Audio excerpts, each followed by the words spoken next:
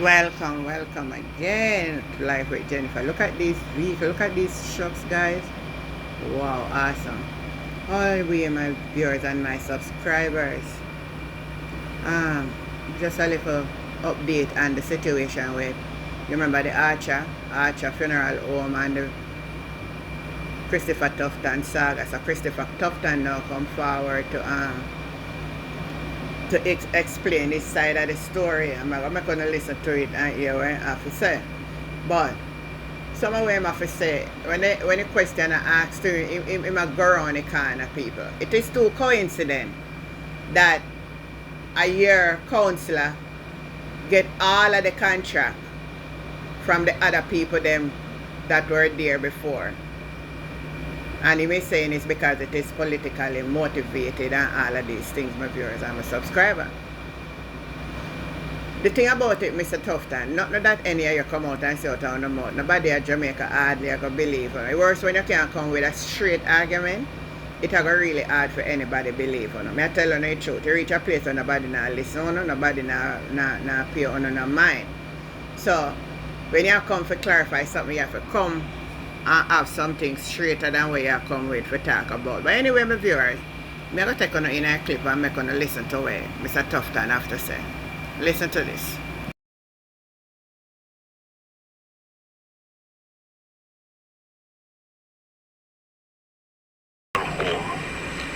Facility of this nature to cover multiple parishes, and if those who are concerned had done their homework, they would recognize that there are funeral homes in Jamaica that are covering 2, sometimes 3 parishes, and bodies have to be moved to those locations. So Archers is not unique in that regard and has never been unique.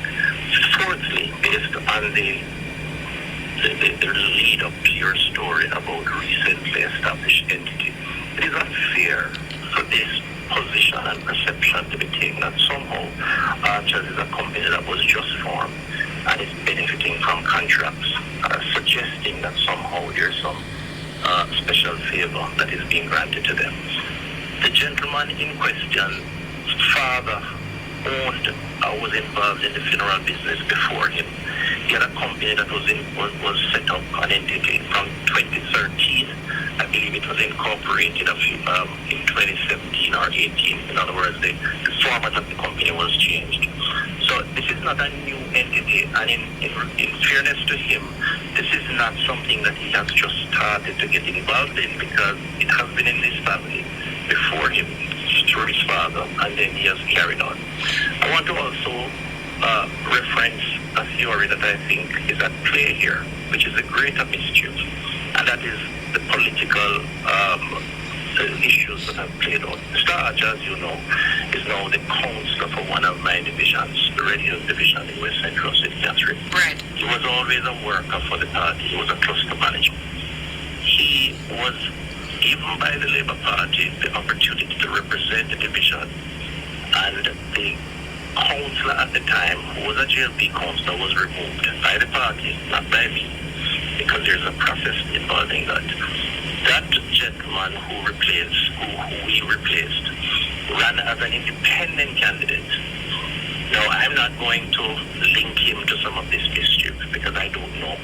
But what I do know, he was supported by the People's National Party with, I believe, the intent of splitting the votes. And there was some level of confidence that somehow the PNP would have won that division. As it turns out, Mr. Archer won by over 500 votes. So the plan did not work.